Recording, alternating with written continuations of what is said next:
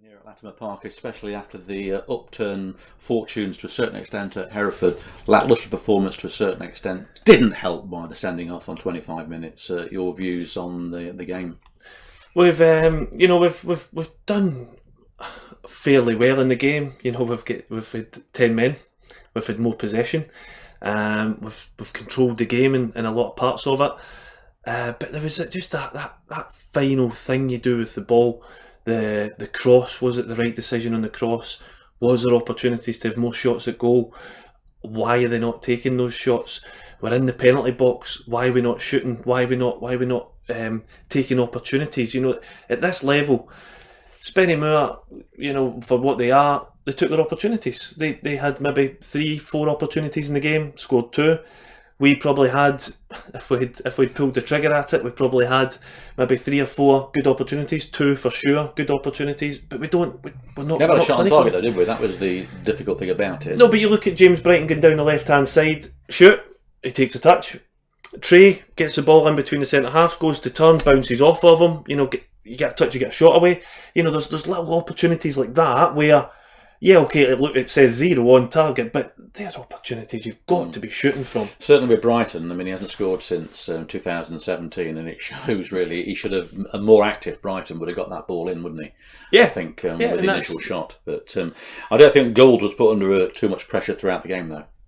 No, I think that's what I was saying about our decision making from crosses. They've got 2 big centre halves, 6'3" odd. If you float crosses into the box, they're going to get them. You've got to fire things across the box. On Tuesday, on Thursday, we worked on the crossing and the finish, and the crosses were not getting floated in. The crosses were not getting put into areas where it's going to be easy for centre halves. They were getting put into the 6-yard box, low and hard in, so little touches go into the goal and put the goalkeeper under pressure. And then they come into Saturday, and that all changes. Like I said, the general play wasn't too bad. We were finding pockets, we were finding up to the edge of their box, was good. But after that, we've not got that ruthless number 9. For first half though, Steve, I think when we went down to 10 men, I thought we responded really well up until half time, and then got caught cold again straight after half time, which was a nail in the coffin. It could have been more, I think, after that. Whitey put off a decent couple of saves. But it must be disheartening to a certain extent. I remember Eden saying the same thing when he conceded a goal straight after half time. You've done your team talk, you get caught cold straight away, you're 2-0 down, and you think, oh, here we go again. Yeah, you do. And there's these little bits of the game again. That's what I'm talking about, the fine margins in the penalty box and the fine margins in our penalty box. If you switch off, it's a 1v1 out wide, you've got to deal with that better. And then the ball comes into the box, you've got to deal with the cross better. The boy's got a volley from 8-9 yards out. Good finish, wasn't it? It's a good finish, but you've got to be closer to your man. You can't be getting that shot on target from there. You've got to have him put under pressure to give your goalkeeper half a chance if he gets it on target. So yeah, look, of course, you'll be disheartened with that, but like you said, the response was good from the sending off. We went in 1-0. Think you justify the sending off? Honestly, I couldn't say. I've spoke to Jay, honest boy. He said that he's went up just to win the ball. He's not looked to do any damage or anything. So from that, I would take that it's maybe harsh, but I haven't seen it. I haven't seen if he's caught him or not. I don't know. Bit of Wengerism there, then, was there? I honestly, if it was in front of me, I'd give an opinion. But we will see on the highlights when we get it sorted out for you. Yeah, I know it's no good, but we can have a look. But if you're getting a sending off on 25 minutes, 75 minutes of the game after that. We've created chances or opportunities to have chances. We've passed the ball, we moved the ball. We weren't back stuck in a box. We weren't moving it. Probably we need a ruthless number 9 that can stick the ball in the back of the net. Yeah, Mitford was unlucky, wasn't he? He got no real service really, and he got those 2 giants of Buddle and Curtis to deal with, who out-marshalled him really. A 2-division step up, isn't it? Really? Exactly, and he's coming into the squad. Aaron O'Connor was injured today. Was that through training? Was that or from the Hereford game? Just over. It's just been a build up. He's been trying to get himself going, and it's just not got himself right over the last week. And it's one of those that you could probably have thrown him in, but if it gets another knock on it, he's probably a 6-weeker. Scars? He's injured. He's still injured. He got injured. I think it was the Boston game or something before. That he's been out since. again, it's a delicate area where you've got to be very careful with it, because if you throw them back in, you can look at long term. So, we've got these. There's probably 3 or 4 players that Maka makes a big difference in the midfield. Yeah, I didn't realise he was suspended until we came in and saw it wasn't on the team sheet. And the booking at Hereford didn't help, did it? So, you're talking about 3 very experienced players there that can make a big difference to a team. So, but going back to Trey, he's stepped up 2 divisions. He's got a lot of raw ability. He's got an opportunity to go and play. And he will give us an option. We've seen what he can do at Hereford. He came on and he changed the game for us, and potentially we should have got a penalty there to change it. So he's definitely got something. Should have had a goal. But looking at it since then, I mean, we've reviewed it a few times, and we should have probably scored that goal. Should have stuck. Absolutely. Nothing wrong with it, in my opinion. But then I am biased. But there we. Just aside from the game, Steve, how's it been for you a week? It must be difficult in a caretaker spell. I know you got your job with Kettering Town, or Future Lions as well. Obviously, there's a lot of speculation about what's going on managerial wise. A lot of rumours going around. Has that affected you at all in the week? No.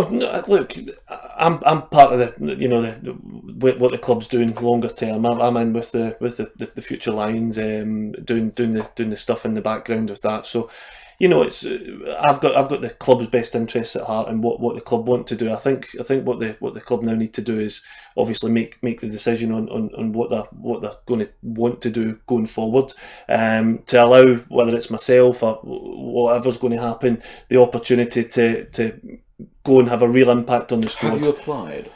Well, they know where I am. They know where I am, and that's the thing. Is that a wall sitter? Is that?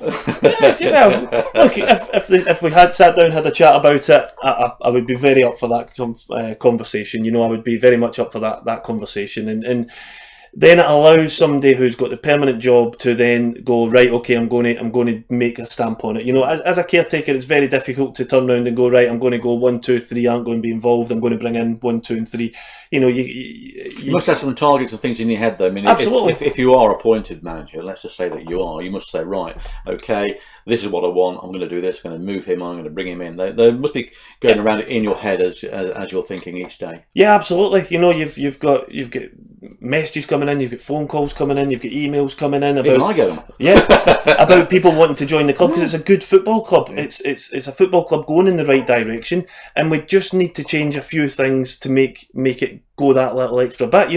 I'm hoping that over the last couple of games, over the Hereford and today, that we can see that we are trying to get a style of play. We are trying to have the ball, we are trying to move the ball, we're trying to work wide areas. I think that was pivotal, the Jay Williams sending off. I mean, all the huff and the puff that we did before then, once he went off down to 10 men, I thought then, it's tragedy. Nothing is going right for Kettering Town, in my opinion. Every little thing seems to go wrong. And, okay, I think it was a straight red, to be fair, having reviewed it in my mind and seen it there. We've not seen it yet. We're still downloading the info, etc., for everybody else to look at. But that, to me, ruined the game. Yeah, absolutely. It was a game that needed a bit of spark. We were putting, just before he got sent off, I think we put 4 or 5 crosses into the box. You hear the crowd starting to get behind the boys. You see the boys right on top of it.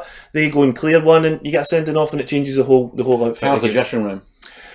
Well, after I've been in there, it's maybe a bit flat, but do you have sort of boards up then with words on, so they can understand what you're giving them? Well, you need to put it on the bottom of this, Emily. Yeah, but that's you say about the dressing room, and it's an honest dressing room. It's a dressing room that you can get fired and get going, and I'm a passionate person. I put my opinion across. I give them what I'm thinking, and I went in and maybe gave a few home truths about where they're at. I'm a big believer that you've got to want it. You've got to go and get your own luck. You've got to earn respect on the pitch. But ultimately, if you're not going to do the things in their box and our box, you're going to lose football games. And to be honest with you, the last 2 games has been that. We've lost 3 goals that maybe the Hereford one's a bit avoidable, but the 2 today definitely avoidable. And how many chances or opportunities have we created over those 2 games to go and get goals or have opportunities to score? more than enough. Typical 1970s goals, I thought those were. Down by the byline, get the ball over, in with the old-fashioned centre forward, and that's exactly what happened on both occasions. Yeah. And executed superbly by Spennymoor, and we haven't got anything to combat that, really. We don't have that centre forward. No. And that in all seriousness, it's small things like that it boils down to. If you've got, Trey might become that centre forward in 6 months when he's had a bit of coaching, he's had a bit, because he's got a lot of raw attributes, but he's not there at the minute, And Aaron O'Connor's coming to the end of his career. He's got a lot of good attributes, but over the last 18 months, he's not been that ruthless goal scorer. So we maybe need somebody that's going to be going, and that's a proven goal scorer that can go and hit the back of the net for us. Because we need somebody that can go and put all the good work that we've got into the back of the net, because that's what changes games ultimately. If you go and put one of those chances in, even if with 20 minutes to go, if we make it 2-1, it changes the game. But without changing that game, without that little bit of extra up there, you're struggling. Well, we've got a week off to a certain extent, although we have a friendly against Stamford. Anything can happen in the next week or so. You may be here, you may not be here. Well, you'll be here in some capacity, obviously, but you may be in charge of the first team, you may not be in charge of the first team. It must be very unsettling for fans, for yourself and everybody else. But let's hope when we go to Curzon Ashton, everything is sorted out and we know exactly where we are when we go to the next match in the Vanarama North. We'll be back here against Stamford next week, and we'll take it from there. Thank you, Steve, for your time, and let's hope we get that upward curve coming soon. Yeah, well, it's a longer term project. It's not everything's fixed overnight. It's not. Thanks, Steve. Cheers, thank you. All the best. Cheers, Steve.